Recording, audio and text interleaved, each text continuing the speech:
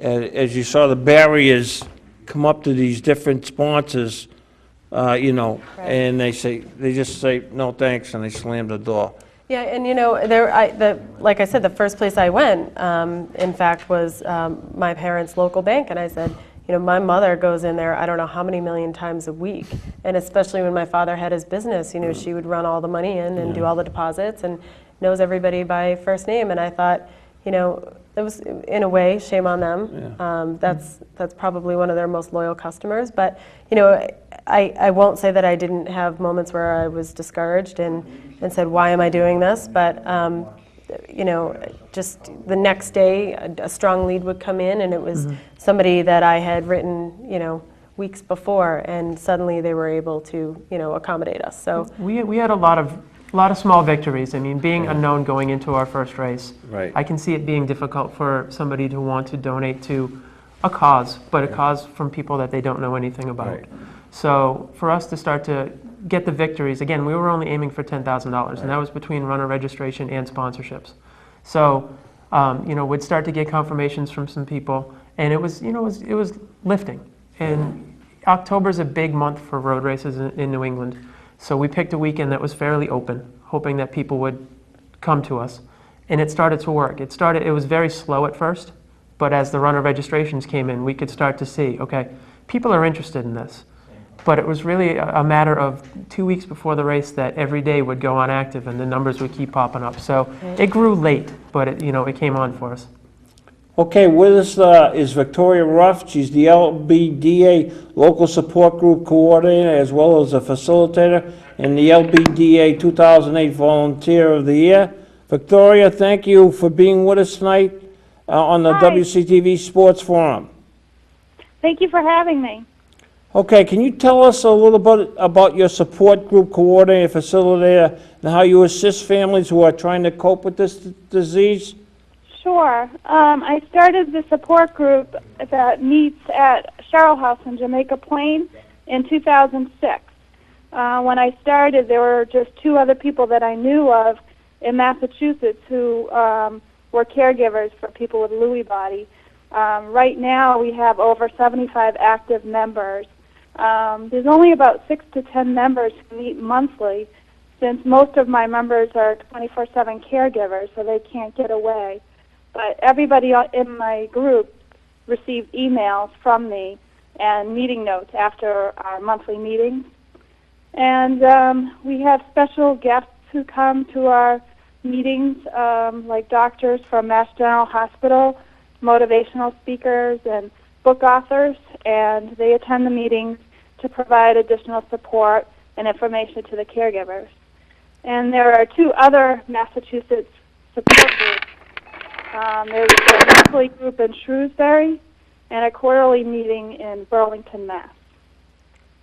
All right, how did you get involved with this? Do you have someone afflicted with this disease? Yes, my mother had Lewy body.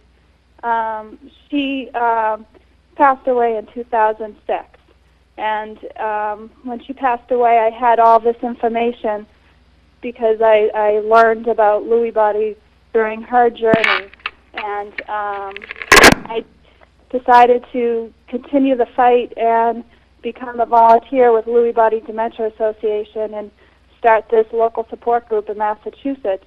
My group was the first one, but now there's 2 other ones, and hopefully we'll get a few more in Massachusetts so everybody in Massachusetts can attend a meeting. Are there any online resources for families who are not close to an LBD support group? Yeah, well, number one, if they can't make an LBD meeting, I'd suggest attending a Parkinson's meeting over an Alzheimer's.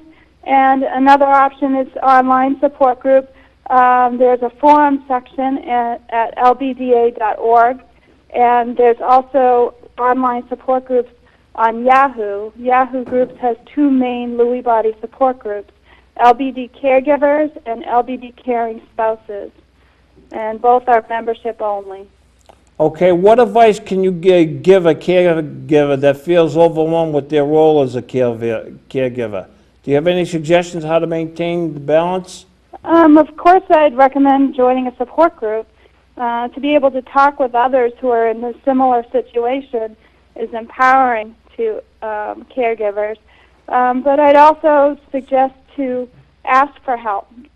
Don't try to do it all by yourself, because no one can. And there are people out there that want to help, and they're ready as soon as you ask them to. Just don't be afraid to ask for help from your friends, from your family members, from your community, because we're all here to help one another. So. All right, is there a phone number, if somebody wants to call you or call this? My contact information is available on the Lewy Body Dementia Association website. Okay. All of the support groups in Massachusetts, they're all listed on that site. It's www.lbda.org, and I'm the support group in the Greater Boston area, so my name and phone number, email is all there. So. Well, I'd like to thank you for coming on the WCTV Sports Forum and talking about this disease, and hopefully down the future, maybe you can come up here to Wilmington and on this program, and we can really talk to you about this, and we can give you a nice interview.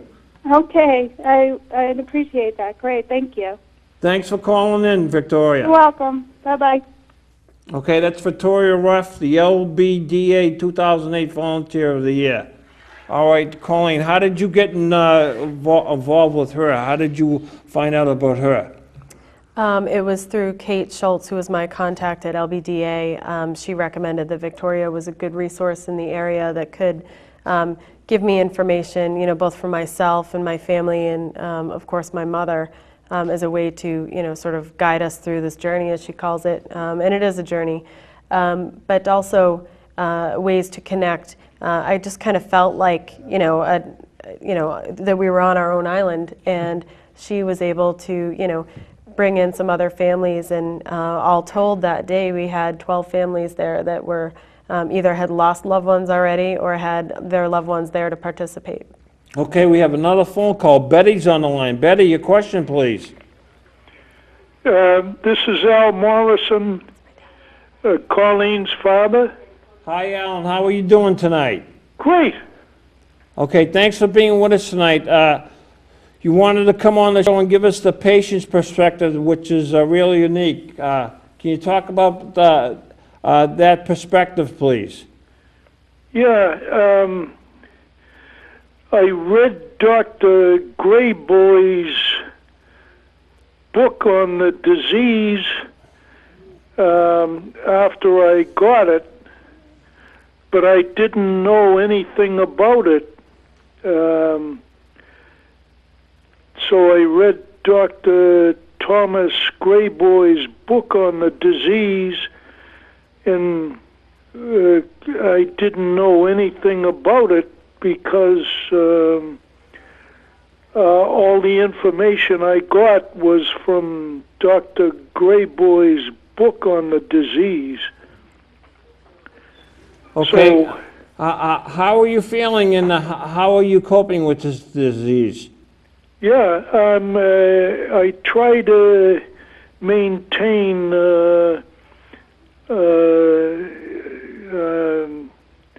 very controllable for you anymore. There's worse disease